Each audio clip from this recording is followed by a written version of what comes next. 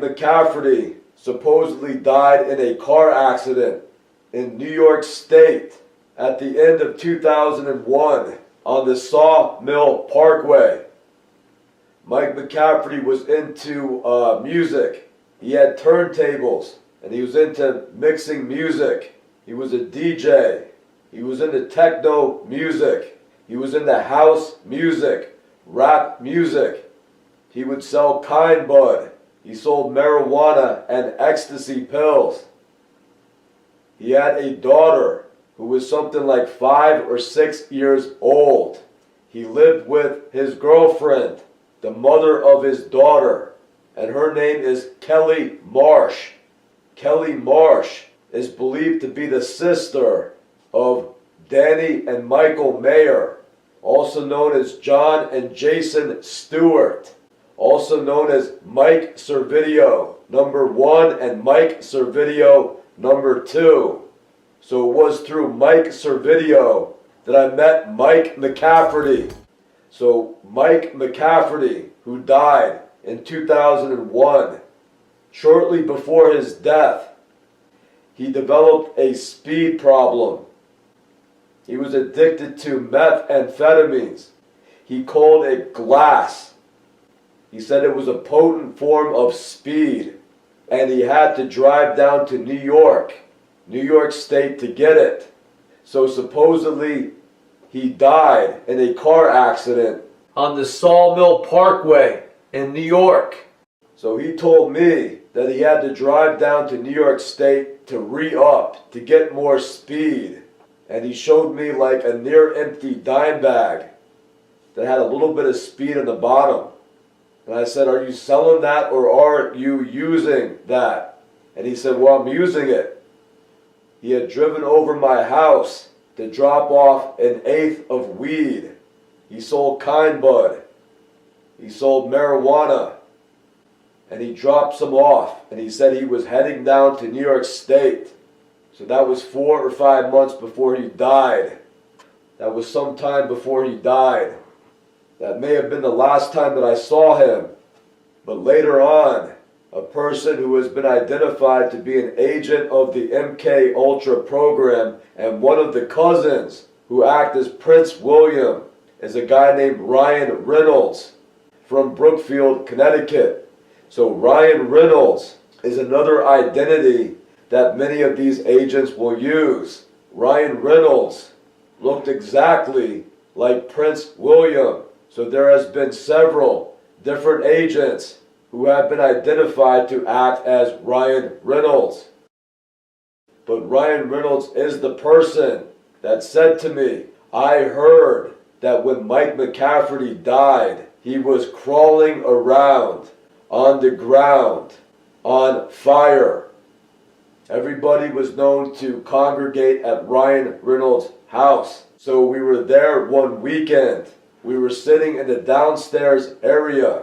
His parents lived upstairs, supposedly. And he had the downstairs area to himself. It had 2 bedrooms, a bathroom, a bar, and a pool table. It was in the summer of 2001. And there was a small group of us hanging out. And the subject of Mike McCafferty came up. And Ryan Reynolds said, "I heard that when Mike McCafferty died, he was crawling around on the ground on fire." And I said, "Who told you that? How did you hear that?" And he said, "I don't remember." And he kind of looked startled for a second. When he told me that, he appeared somewhat ominous. He kind of had an evil look to his eyes when he said that to me. And when I asked him, "Who told you that? How did you hear that?" he seemed to get nervous. And he looked away. And he said, "I don't remember. Never mind." And so I kind of dropped it. But I don't know how somebody would be crawling around on the ground on fire after a car accident. So again, in my opinion, that suggests foul play. That doesn't sound too good, especially because he didn't want to explain what that meant. He looked like he regretted it after he said that. That night, the group of us had first gone to a bar, and we had some drinks, and then we took ecstasy, the pill called ecstasy, and then went back to his house to hang out. So I think he was feeling kind of good when he said that, but when I wanted to hear more, and I looked concerned on hearing that made him nervous for some reason, and he seemed to regret telling me that. He looked real uncomfortable with my response. I think that night was the last night I saw Ryan Reynolds. It was over the summer of 2001. I guess 4 or 5 months after Mike McCafferty had died. So why Mike McCafferty would be crawling around on the ground on fire will remain a mystery unless people begin to acknowledge that one of the favorite ways the MK Ultra program kills people in order to terrify them so that adrenaline will saturate their blood is by burning them to death or lighting them on fire. That is the big secret in these secret societies. I have found proof in the form of burnt trees in many of the investigations that I have uploaded onto this YouTube channel called Eden vs. John.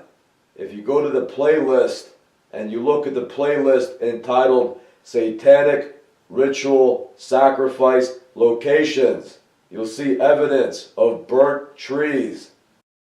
There is also a book called The Golden Bough, and they don't speak directly about it, but if you read that book carefully, it will tell you a lot about human sacrifice and what they call pagan tree worship, where they tie somebody to a tree and then light a bonfire near them, or they make a wicker man and put them inside it, or they put flammable material on the victim, like a suit made of hay, and then they light them on fire. They burn them, and that is the act that terrifies them so much that adrenaline will get into their blood, which is later consumed as a drug, as a powerful drug. So this is the origin of stories about vampires. This is what Roman Catholicism discusses when they say that Jesus Christ wants you to drink his blood because he's about to be sacrificed. He's about to be crucified. So you could remember him by drinking his blood and eating his body. It's not symbolic. It is a real pagan rite that goes back into ancient times, into primordial times, that these scumbags are still practicing.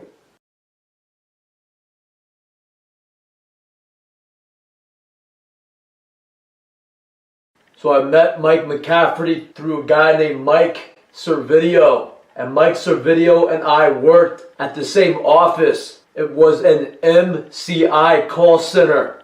We were both operators there. So this was around the spring of 2000.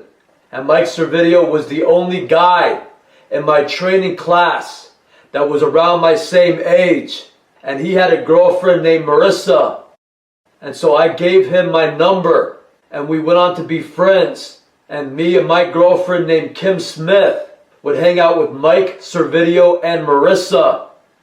Me and Kim had a condo in Brookfield, Connecticut, and they would often come over to visit. So often we would get some beers, and we also all smoked marijuana. And that is how I met Mike Servideo's friend named Mike McCafferty. This was back when weed was still illegal. So Mike McCafferty sold Kind Bud. Kind Bud is high-grade marijuana. It was like hydroponic or something. It had no seeds in it. And he sold it for $50 an eighth. And it was the best stuff around. So that is how I met Mike McCafferty. One time I went with Mike Servideo over to Mike McCafferty's house where we picked up some weed. So Mike was a tall guy. He was around 6'3", and I would guess around 190 pounds. So he dressed kind of like a thug. and that he will wear like black jackets that would always match his black baseball hat that he would pull down low over his eyes. But when you would speak to him, Mike was very well spoken and he seemed kind of intelligent. He did not have an accent or speak in a way that suggested he was a thug or from the street. So Mike was also a DJ.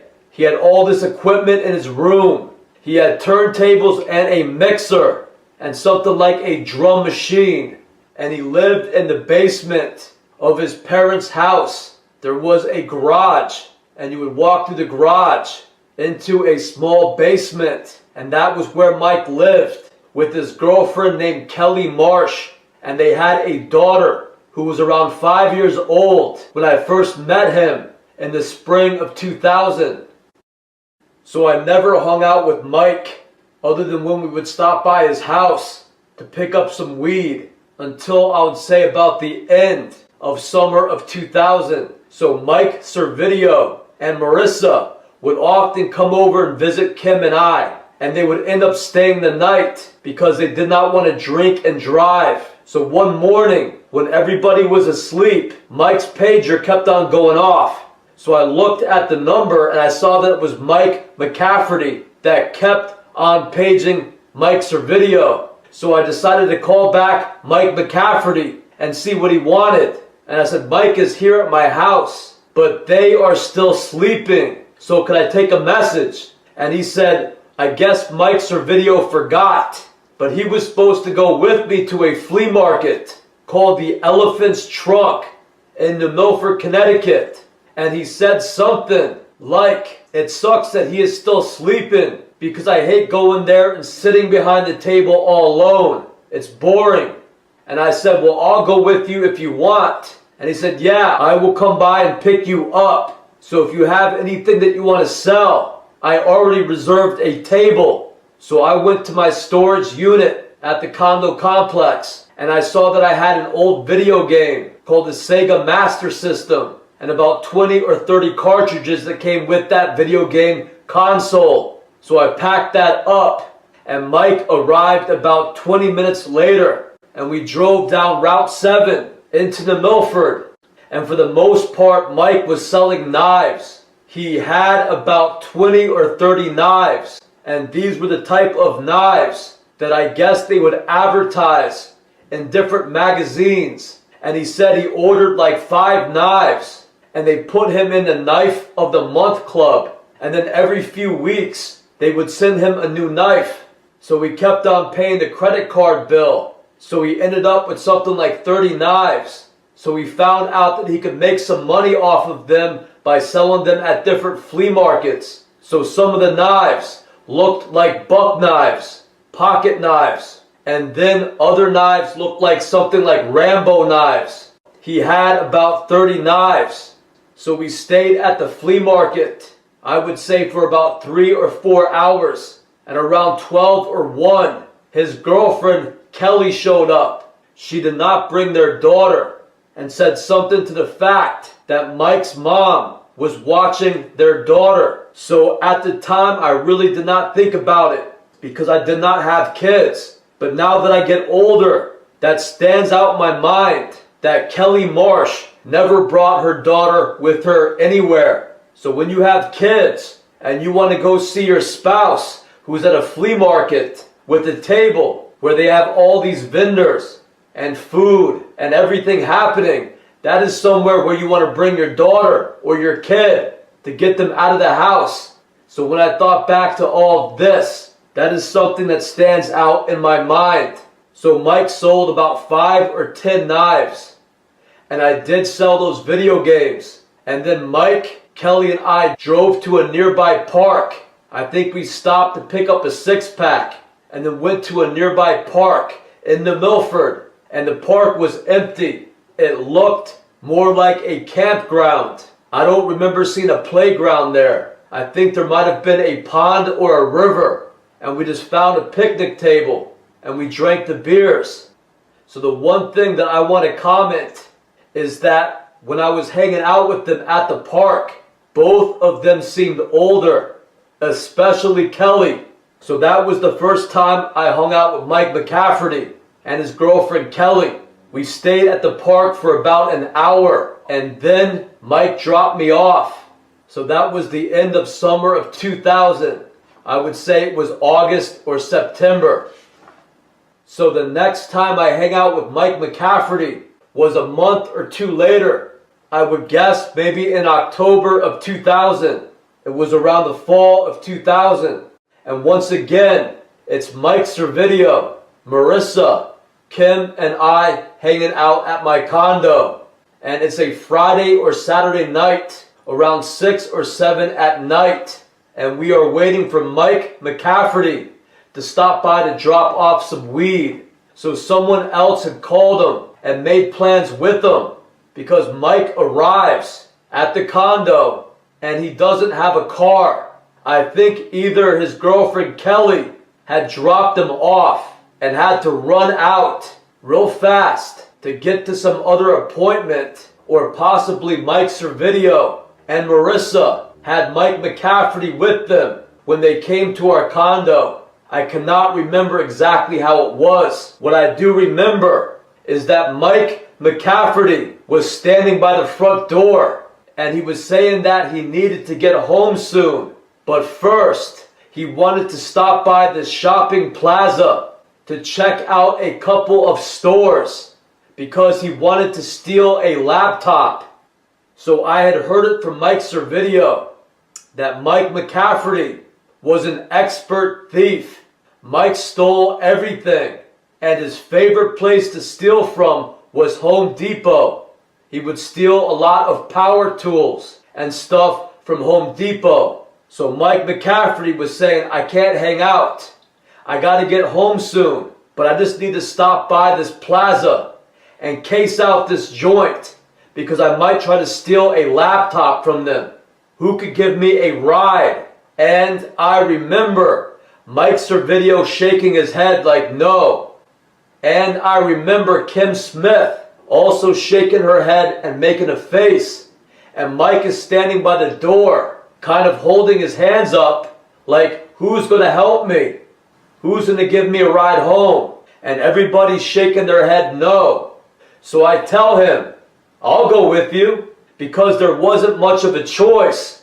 After all, Mike McCafferty had to get dropped off at our condo just to hook us up with weed.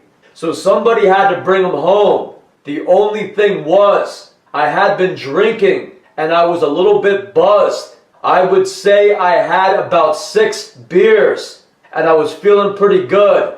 And so Kim walks over to Mike and says, that's okay, but you drive because he's been drinking. And Kim hands Mike McCafferty her set of keys. So Mike McCafferty had Kim Smith's set of keys.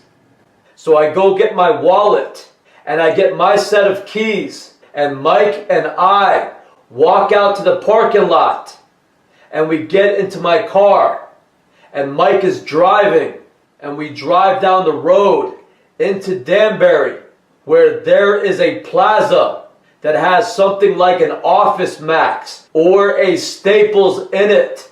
And they also have a toy store. So on the way to this plaza, Mike McCafferty starts to tell me how easy it is to steal from Home Depot. He says, all you have to do is go buy something and keep your receipt. Then you go in the next day with your receipt and you go get the exact same item off the shelf and you walk out with it. And if they try to stop you, you show them your receipt. And if they ask you, you say, I was just bringing this back to return it, but I can't find anything I like better, so I guess I'll just keep it. And he said he did that a few times. And then eventually he would walk in with a shopping cart and fill the shopping cart up with power tools and then just walk right out with it. He said, you just go in there real fast and you grab everything that you want and you walk right out as if you own the place. You don't hesitate and look around a lot. And I've never gotten caught. Then he started to talk about a video game that his daughter had or his daughter wanted for Christmas or for her birthday. And it was something that the toy store sold. And it's something like a handheld console that had games for kids. And he said something like he bought her that video game, yet it broke, or she needed new games for it, but they were too expensive. But he wanted to check something out first at the toy store. So Mike drove and parked the car in front of the toy store, and we both walked in. And as we got inside, Mike says, "Just give me 1 second, John." And he walks off quickly toward the right. So I walk toward the left, kind of looking down the aisles. And I walk down a couple of the aisles. And I stop at an aisle that has skateboards in it. So I'm looking at the skateboards for a minute or two. And then I take one down. And I put it on the floor. And I try to stand on it. And I cannot keep my balance. And the board flies from underneath my feet. And I fall flat on my face. And I hit the side of my face, right around my eye. And my eye splits a little bit. The skin around my eyebrow gets cut open. And it begins to bleed. So I touch my hand to my face and I see that I am bleeding. And it's stinging.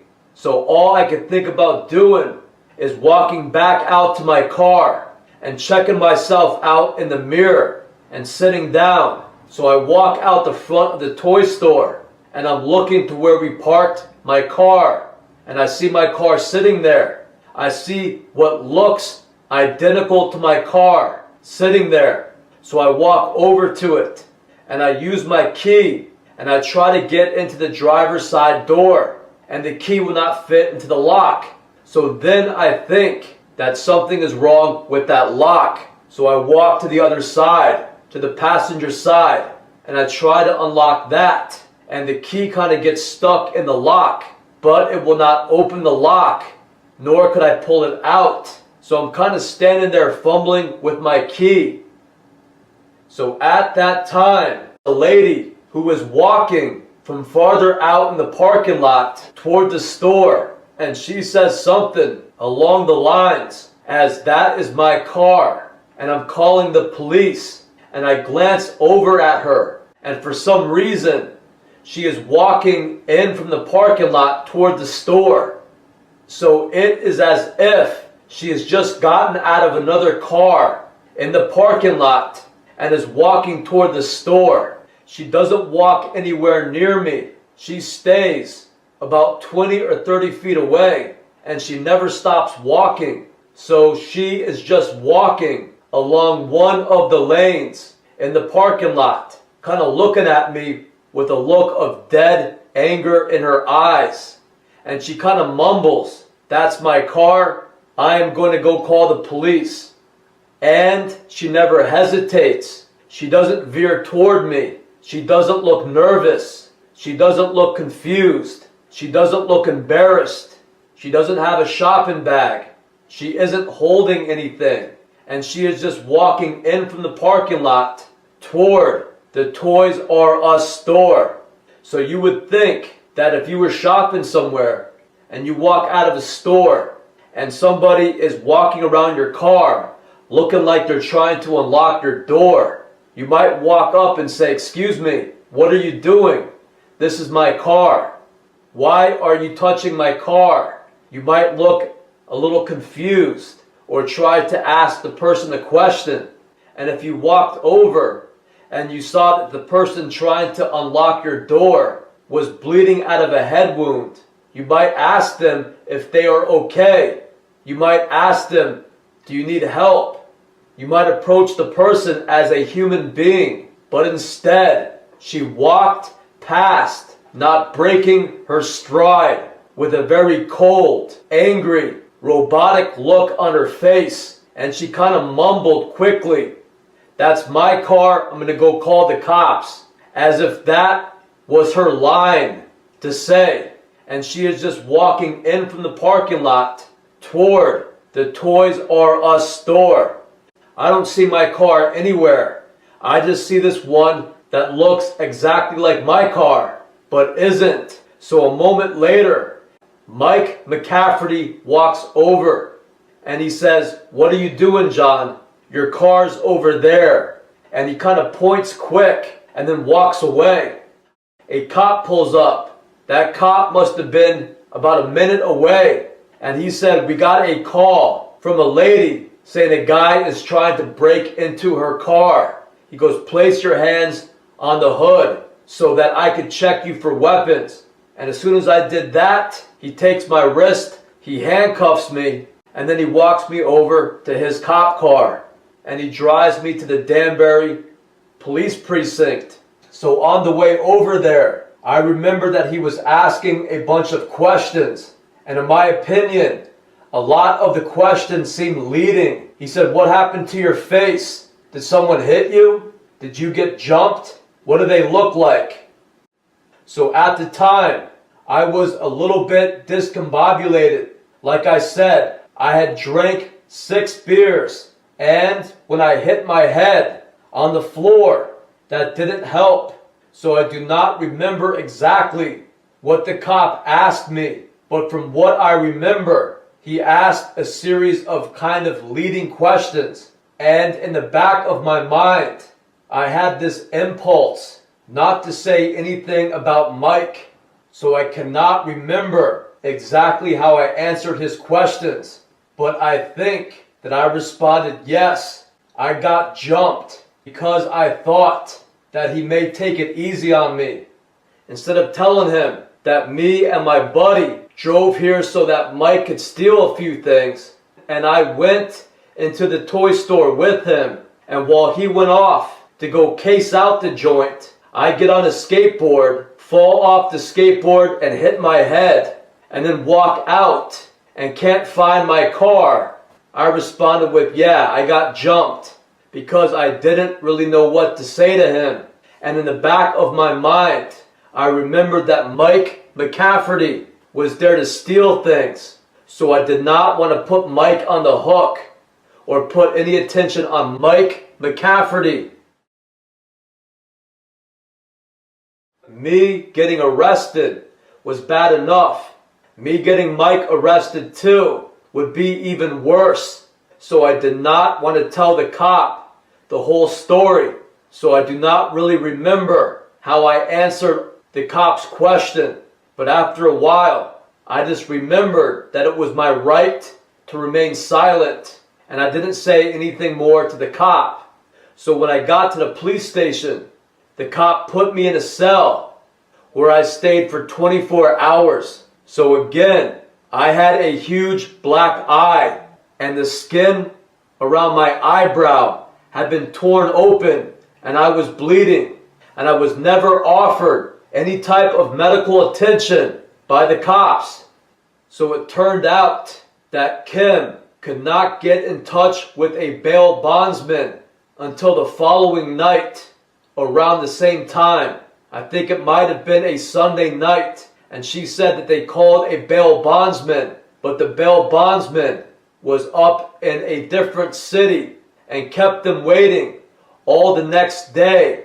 And he finally managed to call them back 24 hours later. So they released me from the cell, and I walked out to the waiting room where I think I signed something with the bail bondsman. And then I walked out with Kim Smith, my girlfriend, and Mike Servideo, who had come along for some reason.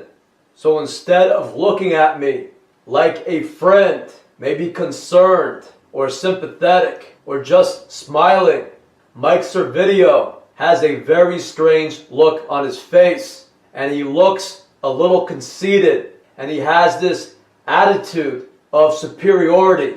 He has this conceited and this superior look on his face. So Mike Servideo is usually a very friendly and positive kid that likes to joke around a lot. So this was very out of place. And as we're walking out, he says that at some point, I guess while they were waiting there, my arresting officer walked out to the waiting room or spoke to him through the glass, and he decides to have a heart-to-heart discussion with Mike Servideo about me.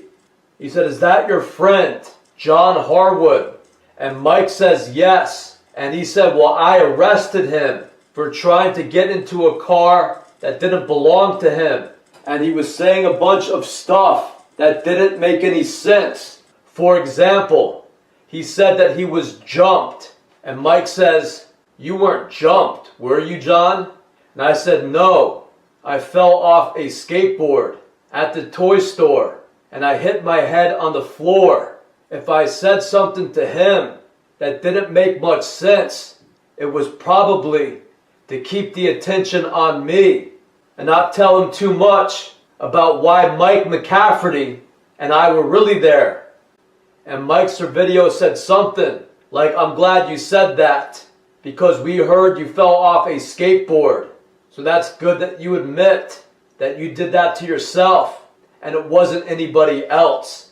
So Mike was kind of looking at me again with this superior attitude, as if I had done something wrong that really put him out or inconvenienced him. So it was like Mike kind of enjoyed being put into that position, and he kind of enjoyed having a cop come out and have a meeting with him about a guy they just arrested. It was as if Mike and that cop were on the same team and had a little heart-to-heart discussion about me, somebody who was out there causing problems in society. And Mike is there to see me let out of jail with this black eye and this gash across the side of my eye. And the first thing that he wants to do when I get let out of jail is start giving me a hard time for not being 100% honest with some cop who just arrested me and stuck me in a cell for 24 hours without once trying to get me some medical attention. I think by law, the cops have to bring you to a hospital if they pick up somebody who looks injured. So if that cop had time to go out and have a little discussion with Mike Servideo about my unusual attitude upon getting arrested, why didn't he have the time to go back there and have someone take a look at my eye or bring me over to the nearby Danbury Hospital to have me checked out by the ER staff? So the cop definitely didn't care about my head wound. And when I got out of jail, Mike Servideo definitely didn't care about my head wound either. He wanted to ridicule me about what I said to the cop. So I thought that was very unusual behavior for Mike Servideo.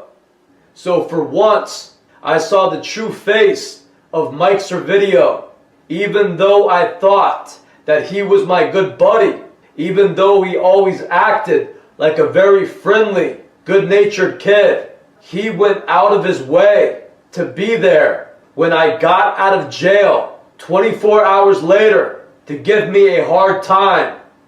So of course, back then, I do not really think about this. Back then, it was embarrassing and there was nobody who I could blame but myself.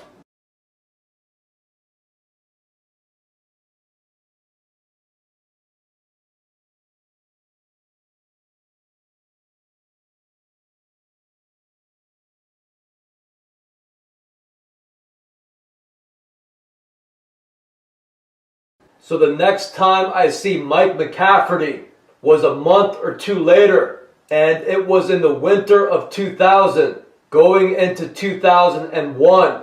It was maybe January of 2001. And once again, Mike Servideo and Marissa are over, and Mike McCafferty is called to drop off some weed.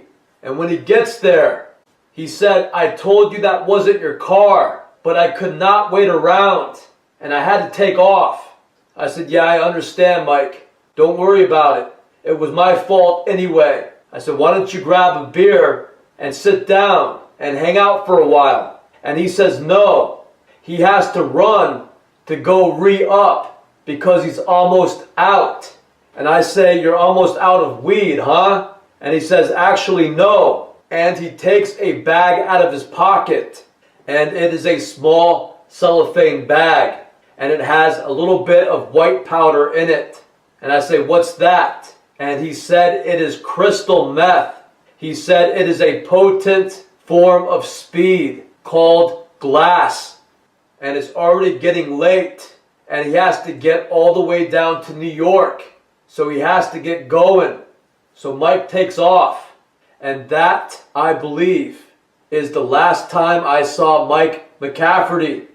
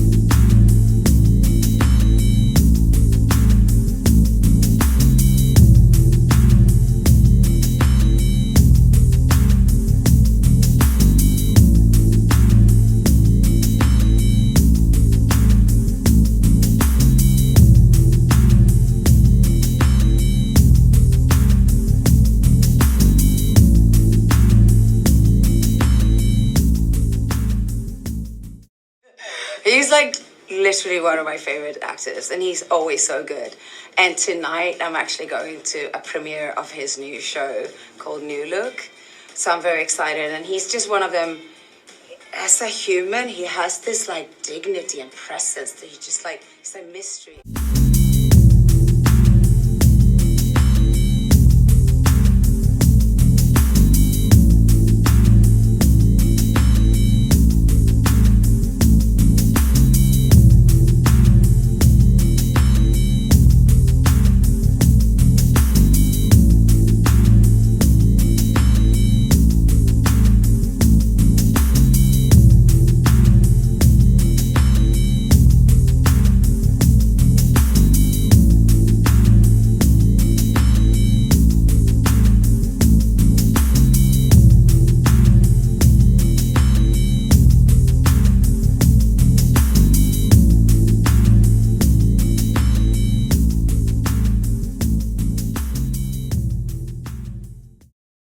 So through the winter of 2000 turning into 2001, I would hang out with Kim, Mike Servideo, Marissa, Ivan Becker, and Erica.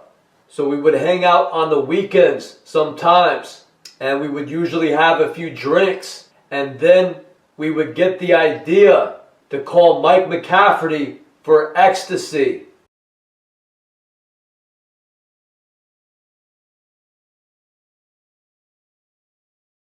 So either Mike Servideo or Kim would call Mike McCafferty. And at that point, in the winter of 2001, Mike stopped coming.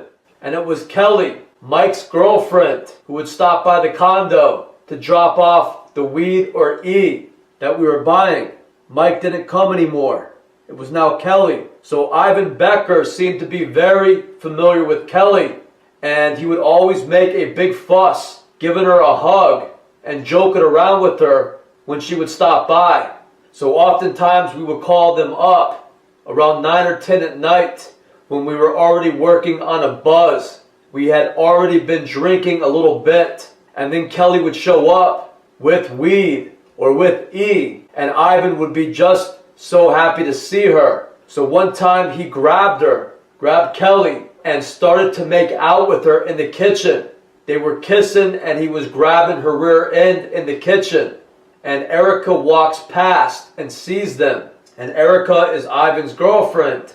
And Erica rolls her eyes and says something like, "Ivan, do you really have to?" And she acts like she isn't so pissed off, but more as if she is used to it. So Kelly eventually leaves. And I say to Ivan, "Why do you do that when Kelly comes over here?" And he says, "I don't know, because she likes it." And I said, "Well, what about Mike? What about McCafferty? Those two have a kid together. They have a little girl." And Ivan says something like, "So what? Mike McCafferty probably does the same thing to Kelly. I don't think they care. One time I even had sex with Kelly in the bathroom right there." And he points toward my bathroom. So I don't know what to say, because I do not know Mike McCafferty too well.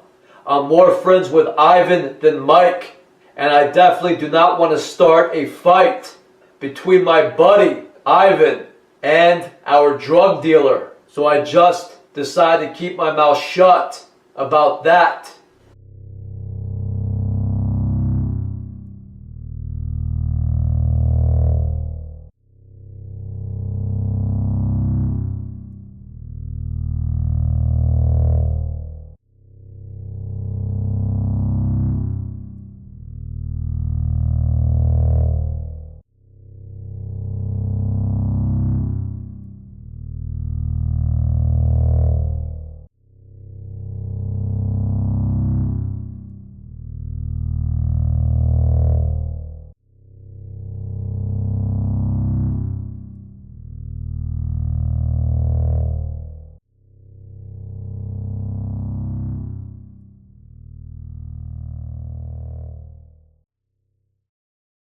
So for some reason, Mike McCafferty did not come around anymore.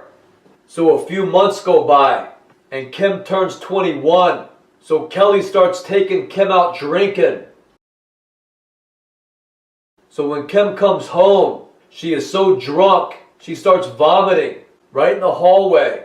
Another time when she goes out with Kelly, they go out drinking, and when Kim gets back home, she has gotten sick in the car on the ride home. So I have to go out to the car and clean up her puke that is all over the car.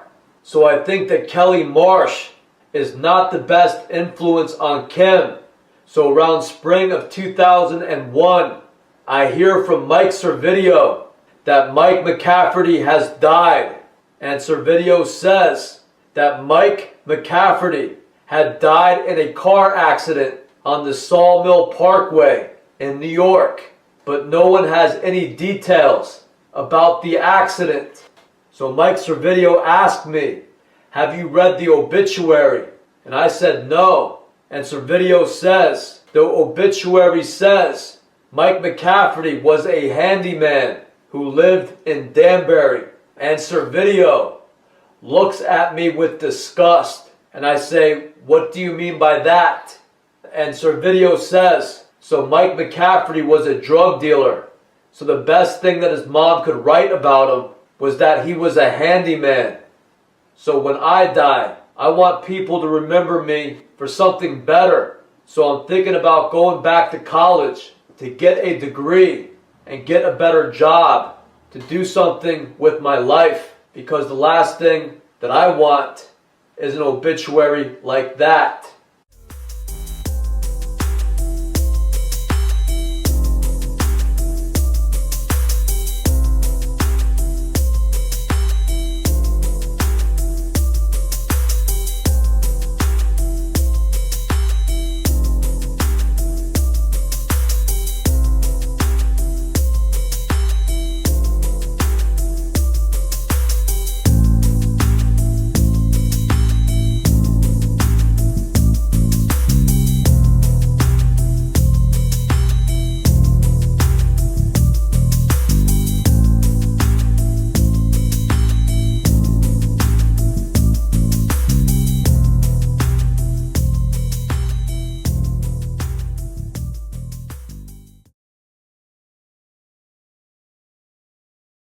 So the Sawmill Parkway is about 20 miles away from where we lived in Connecticut.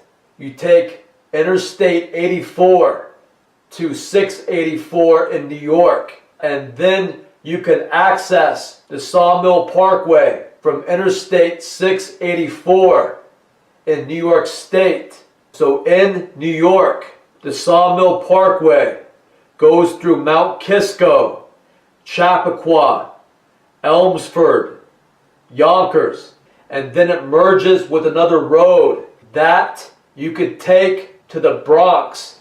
So again, the last time I saw Mike McCafferty, it was in the winter of 2000, going into 2001, and he said he was going into New York State to buy more crystal meth. I looked on the internet and I do not see any arrest record for Mike McCafferty. The only thing that I could find is his obituary. There is no other information on Mike McCafferty. So according to the obituary, Mike got into a car accident on the Sawmill Parkway on April 13th of 2001, and he was brought to the Westchester Medical Center in Valhalla, New York, and he was 26 years old. It also says that Mike McCafferty was born on April 1st, that being April Fool's Day.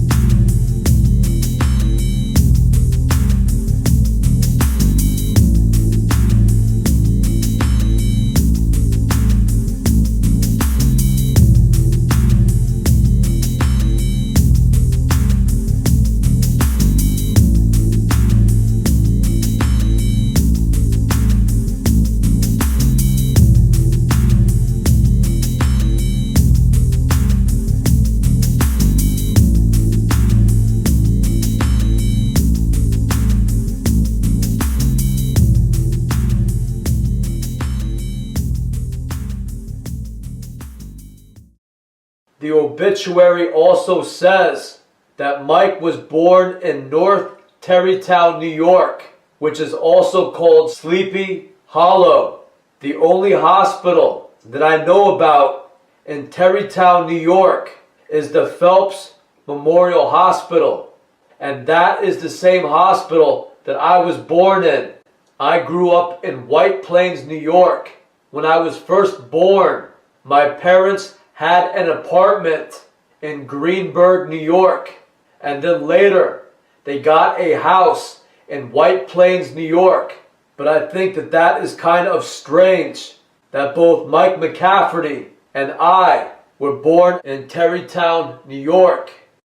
So North Tarrytown is also called Sleepy Hollow, and that is famous for the short story called The Legend of Sleepy Hollow about the Headless Horseman. It's a short story written in 1820 by Washington Irving. So if you look it up, The Legend of Sleepy Hollow is about a bewitched area called Sleepy Hollow that was known to be haunted since the early days of the Dutch settlement. So I looked on the internet. I did all kinds of searches for motor vehicle accidents on April 13th of 2001. In April of 2001, fatal crashes on the Sawmill Parkway. And I could find nothing reported on the internet. I also did a search for the Sawmill Parkway having a high level of motor vehicle accidents on it. And again, I could find no information on that subject. Mike McCafferty has a history of drug dealing. And according to him, McCafferty would always steal from businesses like Home Depot. So if Mike McCafferty developed a habit using crystal meth, I would think that he may have been arrested sooner or later for charges of theft or shoplifting or possession of drugs. So instead of that, he winds up dead. He would also sell marijuana. He always seemed honest and fair with the amount of marijuana that he would give you. And he was selling knives. He said he bought a lot of knives wholesale through a catalog. And they just kept on sending them to him. And he had something like 20 or 30 knives, all different styles. So he would bring them to the flea market to sell. So I don't know if Mike McCafferty was having trouble finding work, because he seemed to do anything he could do to get money. You might say, oh, he's just a drug dealer. But to bring items to a flea market to sell may suggest that he may have had a problem finding work. And that is often what they do to targets of the MK Ultra program. They want to destabilize your life or place you into a situation where you're doing things like selling drugs or stealing from stores. It's real easy for them to abduct and kill you because you're doing a bunch of stupid things. So if they got him on methamphetamines, if they got him addicted to glass, and he had to drive all the way down to New York State to get more glass, that could be a way that they could abduct and kill him. They get him to drive down to some remote area. He goes down there, they could just easily attack and kill him. So because of all of this, I think Mike McCafferty was murdered by the MK Ultra program. After they destabilized his life, the only thing that he could do to make money was sell weed, sell knives at a flea market, and steal from stores like Home Depot. And he was probably offered harder drugs by whoever was selling him the marijuana and the ecstasy. And he became addicted to methamphetamines. So when you're addicted to a drug, especially hard drugs, it's easy to go into debt to your drug dealer. And they could arrange a problem because of that. They could use that as an excuse to start an argument or a fight, but I believe Mike McCafferty was murdered.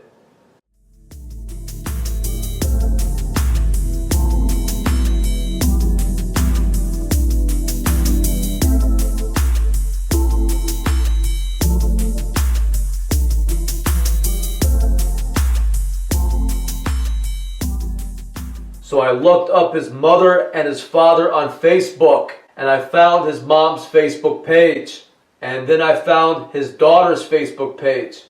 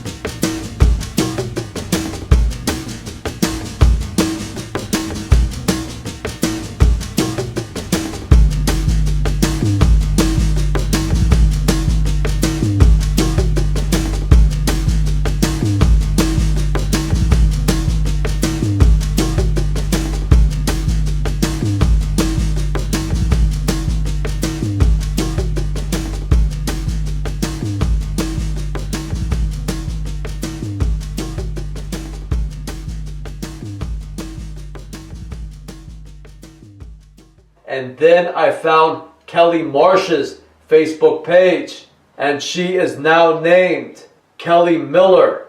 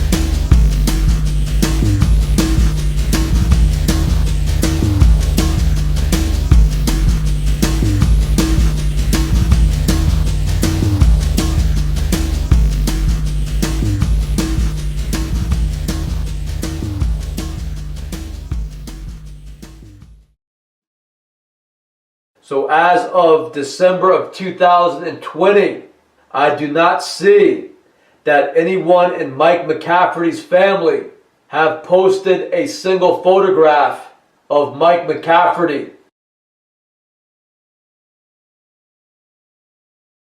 There is none on his mother's Facebook page. There is none on his daughter's Facebook page. and there is none on his surviving wife's Facebook page, Kelly Miller.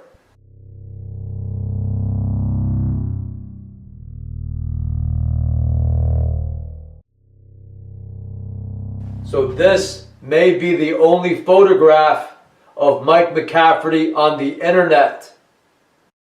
And I got this photograph from Josh Medina, and Josh Medina had it in a shoebox filled with hundreds of other photographs. So sometime around when Mike McCafferty passed away, I was hanging out at Josh Medina's house, and we were looking through this shoebox of old photographs. So Josh said that I could take 5 or 10 if I wanted, because he had to get rid of some of his old stuff because he was moving soon. So he was also looking through it, and he comes across a photograph of Mike McCafferty, and he says, here's a picture of Mike McCafferty if you want it, and he throws it on the table. So I put it into the stack of photographs, and I've had it ever since.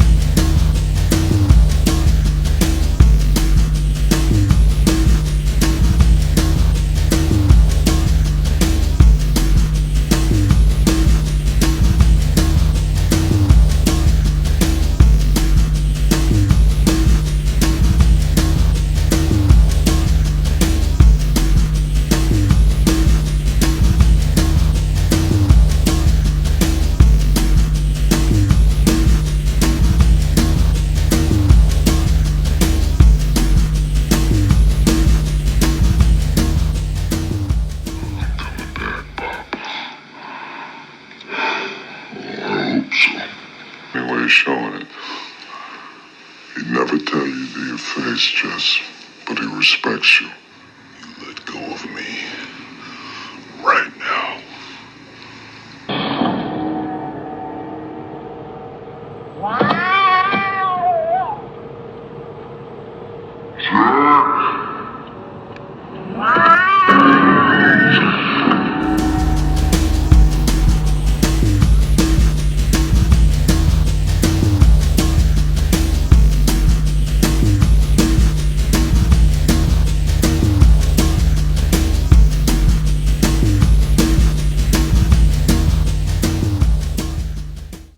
So I was looking at this photograph I had of Mike McCafferty, and there is a lady seated in a chair off to the side of where Mike is standing. So this lady in the chair, I do not know who she is, but I think there's a good chance that this is Mike McCafferty's mom. And I do not know for sure, but this lady does resemble the lady in the parking lot that walked past saying that is my car and I'm going to call the police that night when I was arrested. The picture is a little fuzzy when you zoom in on her. I do not know for sure, but they definitely looked a lot alike. I do not know what year this photograph was taken, but this is how Mike looked around 2000 and 2001.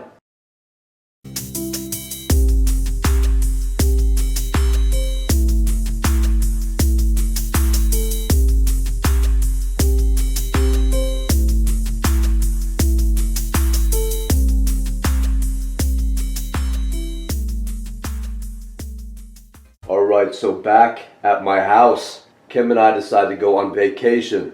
So my dad has a timeshare in Virginia Beach, and that is in Virginia. And it just so happens that Kim's uncle is a career military man, and he is in the Army, and he is stationed at an Army base right near Virginia Beach. And he has a house over there where he is married and has 2 young kids. So he has a jet ski, and he says that he would like to call us when we get down there and show us around the area.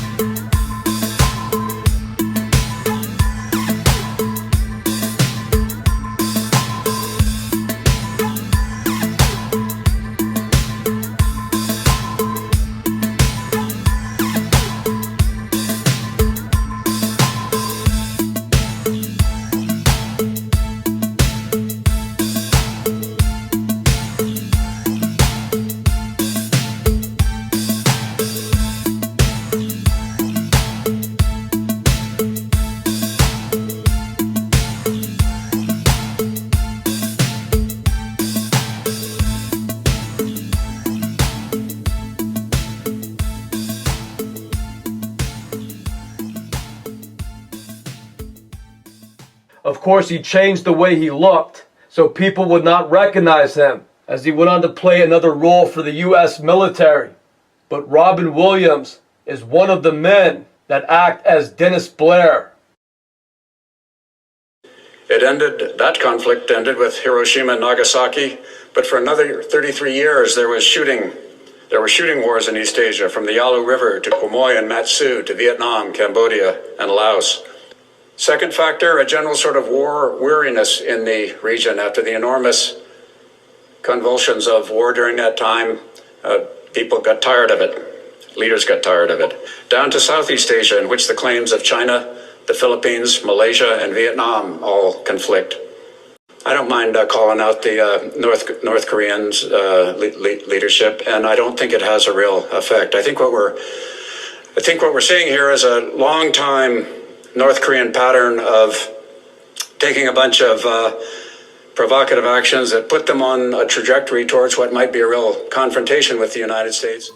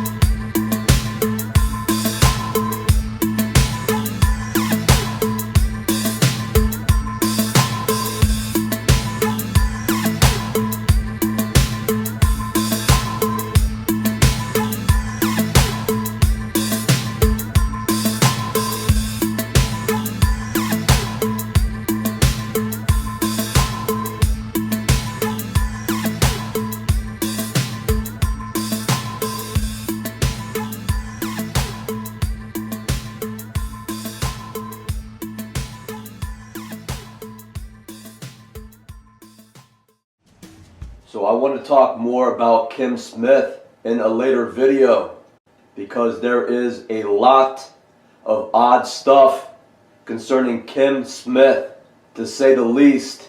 But to keep things moving in this video, I just want to briefly summarize. So we stayed at Virginia Beach for about a week. I think it was 5 days. And when we drove back, Kim tells me that since she has 2 weeks off from her job, she wants to drive back to Virginia Beach with her friend named Anne Marie. So Kim wants to go back down to Virginia Beach. She brings her friend Anne Marie, and they're going to stay at her uncle's house.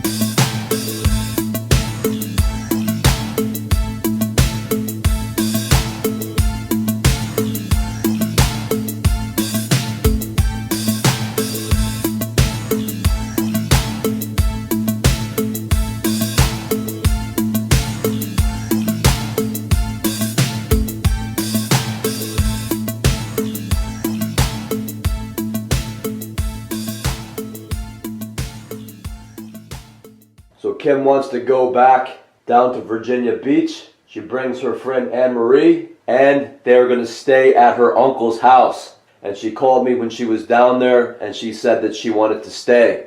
So she quits her job. She signs her half of the condominium over to me. We had bought the condo together. And then her uncle drives her back up with a truck and a U-Haul trailer. And they move her stuff out of the condo. And they do this one day when I am at work. So after Kim leaves, I no longer see or hear from Mike Servideo or Marissa. For some reason, they no longer want to contact me anymore. It's as if they've served some purpose and then are no longer needed to act as my friends in my life. So they go from calling or stopping by unexpectedly all the time till I don't see or hear from them ever again. So however, at this time, I continue hanging out with friends like Josh Medina,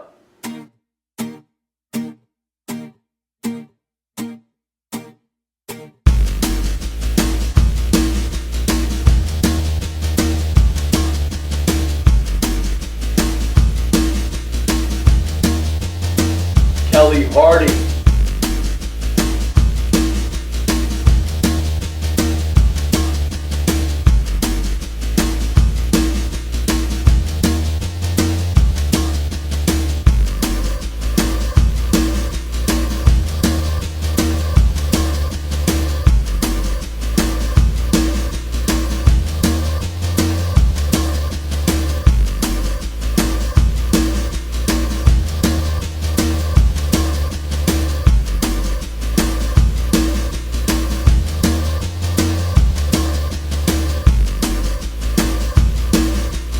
Jesse Landa,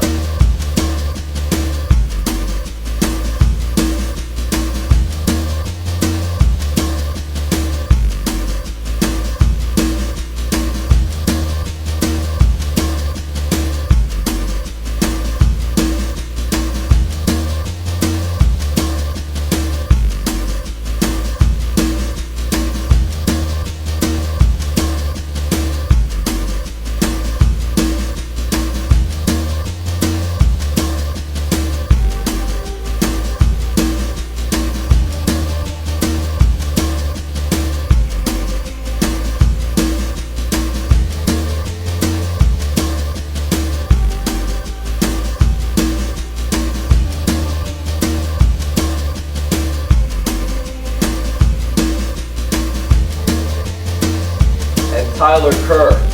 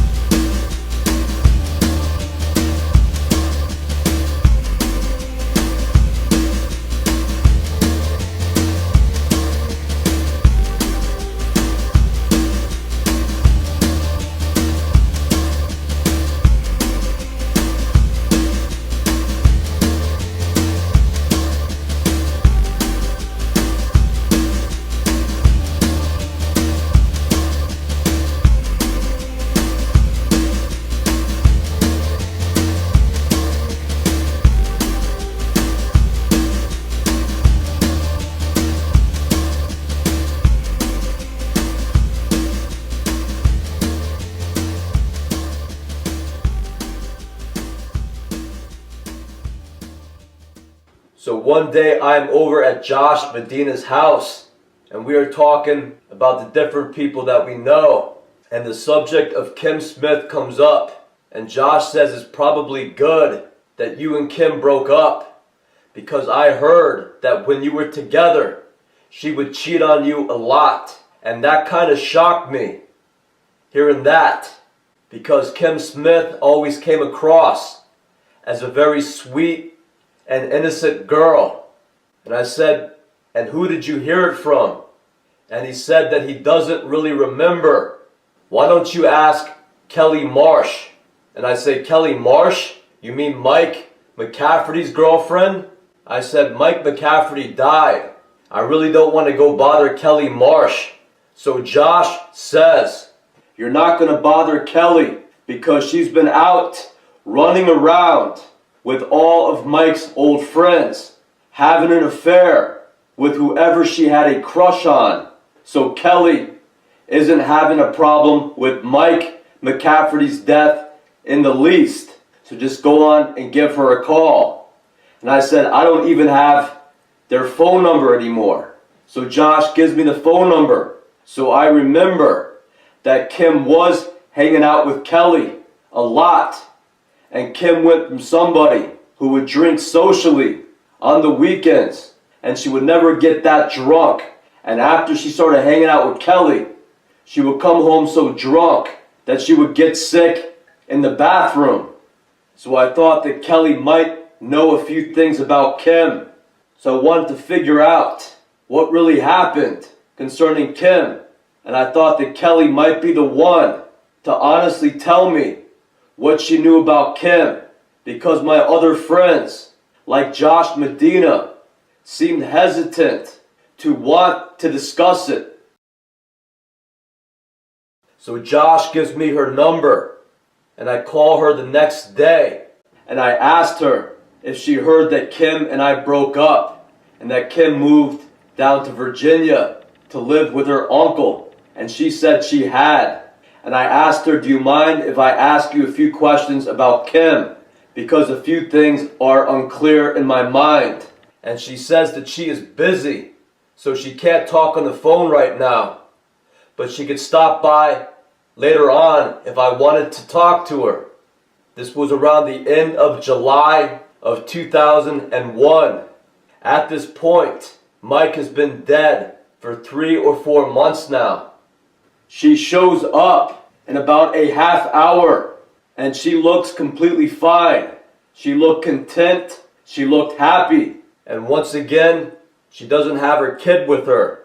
And I asked her where her daughter was, because I half expected her to bring her daughter with her. And she said, Mike's mom is watching her. And I said, how are you getting along since Mike died? And she says, well, I'm not going to stay sad forever, because that's not healthy. So I'm doing okay with it. Aside from the fact that Mike's mom and I are arguing a lot. We are not getting along good. So I don't know how much longer I want to stay at that house. So we're sitting in my living room and we're drinking a couple of beers. So I go on to ask her about Kim. And I said, Josh said he heard a couple of rumors that Kim was having an affair with a few different guys during our relationship. So it was probably a good thing that we broke up. And Kelly said, yeah, she did tell me that. And I said, who were the guys that she was having sex with? And she said, a guy that you used to work with. I think his name was Jamie. And I said, Jamie White? And she said, yeah, if he was a black guy. And she also said, some guy that you had been buying weed from a few years ago. So I really did not know who that was. My only guess was that it was an older guy from Bethel that we met through Tyler Kerr. The odd thing was, both Jamie White and this guy Jay from Bethel, Connecticut were both in their late 30s. I think they were both almost 40 when Kim was 21. So I'm going to talk more about Jamie White when I discuss Kim Smith. But Jamie White seems something like a pervert. So I don't like hearing this from Kelly. So I just start drinking more and more. And then Kelly moves from sitting across from me to right next to me. And she starts acting a little flirtatious. And the next thing I know, she is leaning forward to give me a kiss. So I give her a kiss, and then she stands up and she holds out her hand and she kind of pulls me up and kind of pulls me toward the bedroom. And in the bedroom, she starts taking off her clothes, and I'm a little buzzed. So I start fooling around with her. And as soon as I do, I start to regret it. And that is mainly because of the way Kelly smells. She has a very distinct smell. She has bad breath.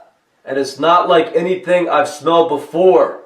I've kissed girls, and they taste like lemons, and they have a scent to them.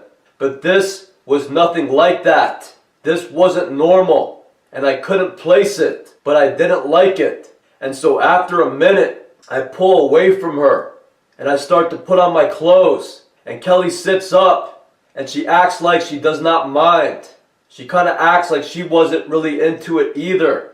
So we go back into the other room, and we go back to just talking. So as I said before, Kelly Marsh always acted older, so I didn't mind hanging out with her. I just knew that I wasn't attracted to her. So at that point, Kelly tries to convince me to let her move in as a roommate. And I said, I only have the one room. And she says, that's okay, I can stay in the living room. And I say, you and your daughter? And she says, yes.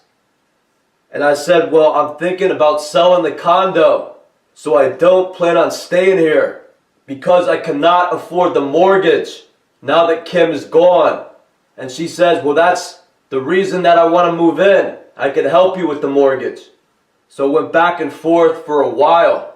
And it was just Kelly trying to convince me to let her stay there, if only for a few months. But I maintained that I did not want to. And that was the last time I saw Kelly Marsh. And I want to tell you this, and it isn't exactly pleasant to discuss this, but in 2015, about 14 years later, I was in an area near Newport, New Hampshire, and I was walking down a road called Chandler Mills Road, right along the Sugar River. And for some reason, someone had thrown a bunch of TVs down by the river. There were at least a dozen TVs. And the weird thing was, none of them had cords. The electrical cords to the TVs had been removed. And then they were thrown down by the river. So I was walking along the river, along the embankment, and I seen a plastic bag. There were 2 plastic bags, and I emptied one out, and it had deer skulls in it, and it had deer bones in the bag. And there was another plastic bag that had something like deer hide, or some animal's hide in the bag. So the stuff was still decomposing, and some of it got on my hand. So for the whole day, I had this smell on my hand. And I guess it's the smell of decomposed flesh. So I want to tell you, that is what Kelly Marsh's breath smelled like.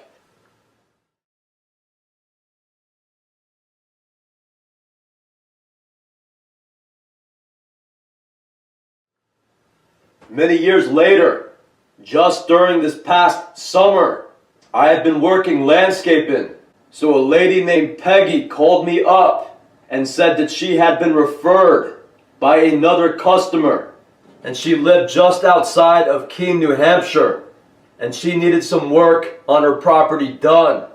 For the most part, we had to remove all the bushes and plants in this front planter. And she wanted them replanted all around her property. So I worked over there 3 or 4 times this summer of 2020. Then she called me back to work over there twice at the end of October of 2020. So Peggy insisted on working right beside me the whole time. So every time she got close, she smelled like ginger. I looked it up on the internet and it's called pickled ginger. It's the pink crap that comes in jars that some people use for Chinese cooking, I guess. And it smelled like she had been eating ginger out of the jar every time I got close to her. So I would usually show up around 9 o'clock in the morning, and I was there for 3 or 4 times. So I guess every morning this lady would consume large amounts of pickled ginger, and that was what she smelled like whenever she got close. So now it is December of 2020, and at first I could not find any photographs of Kelly Marsh on the internet. So I eventually found her by looking up Mike McCafferty's mom on Facebook, and I saw that she was friends with Mike's daughter on Facebook. So I went to Mike McCafferty's daughter's Facebook page, and I saw that her daughter was friends with a Kelly Miller, and that turned out to be Kelly Marsh. So her name is now Kelly Miller. I guess that she has remarried. So I took a series of photographs off of Kelly Miller, also known as Kelly Marsh's Facebook page. So these are all pictures of her, and they look like they were taken quite a few years ago, back around the time when I knew her in 2000 and 2001. This is how she looked. Then there are a couple of photographs of her looking a little older, and if I had to guess, they were taken 5 or 10 years later, around 2005 to 2010. So I was looking at a couple of the ones that appeared most recent, and I saw that she looked a lot like Peggy. So I want to play video of Peggy that I took of her the last time I worked over there. It was taken around September or October. So this is a video of Peggy that I took around the end of October of 2020. Good to see you. Good to see you too. I need you here. Awesome, good to be here. This is almost healed, but it's not healed. Yeah? She says, Peggy, leave it alone right now. So Are it's we going to do almost some healed. leaf raking today? Well, some maybe. Yeah? But there's other things more important than that. Okay. So I'll let you. Do your lights go off automatically? Oh, I left it running. Do you mind if I take a couple of pictures of what we did in the front for my online portfolio? If you want to, but don't take a picture of my house. Okay, I sure won't. Yeah. All right, or cool. Or the mailbox. Or the mailbox, okay. Because other people, when they come, that's what they do. I just took a few pictures with my cell phone ahead of time. Yep. And I want to see the before and after, just on what we did. Oh, okay. Just the front island part. Oh, okay. Okay, thanks. Yeah, you're welcome. Yeah. Even next spring, when you take them next spring, Uh-huh. when there's grass in, because I'll be asking you to do that too if you can come. Great, that sounds great. What I'm going to do, let me show you before you take the picture. Okay. It's what I'm going to do next spring. Uh-huh. There really is no way to get a dump truck in here. So I'm going to have them, I can do it. Or if you want here, you can do it, whatever. You take that one out. It won't be hard to take out. The stump you want grinded and taken out? No, that bush. Ah, How are okay. they going to get in here and dump dirt? There's really no good Right, way. right, okay. So I'll take that out, but it's not going to hurt it any because I'm sure it hasn't spread its little feet too much yet. Right, right. Yeah. So just pull it out, let him dump the dirt, and I'll put it back in. I sure will. Yeah. So what I will need is, I hope I'm better by then. What I'll need is someone to help spread that dirt around. I'll be more than happy to. That and sounds then great. I'll do the seed. I'll sow the seed. But anyway, yeah. So when I compared the photographs of Kelly Marsh to this woman Peggy, I noticed the resemblance. So when I compared the photographs of Kelly Marsh to the video I took of Peggy, I noticed the similarity. They resemble each other very much.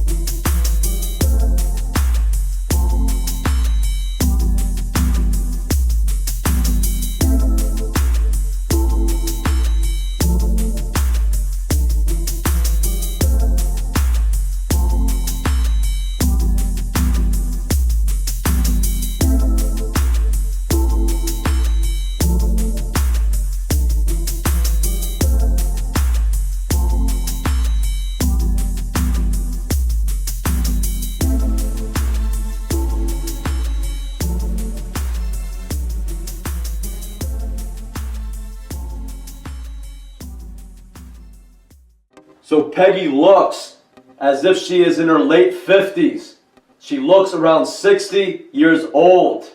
So back in 2001, I was 26 years old.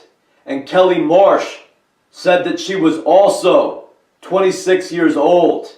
So I first thought that Peggy may be somehow related to Kelly Marsh. But now that I think about it, I think Peggy is Kelly Marsh. So back in 2001, when I knew Kelly Marsh and I was 26 years old, Kelly Marsh may have actually been in her late 30s or early 40s. And that would explain why she always seemed older. Kelly seemed a lot older. So I would not be surprised if she lied about her age.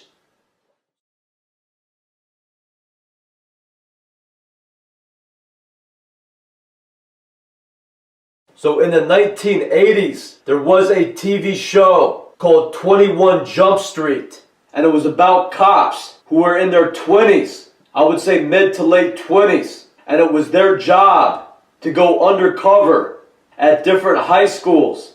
I think around Los Angeles. And they were going to bust up drug dealers and gangs. So this is what they've always done.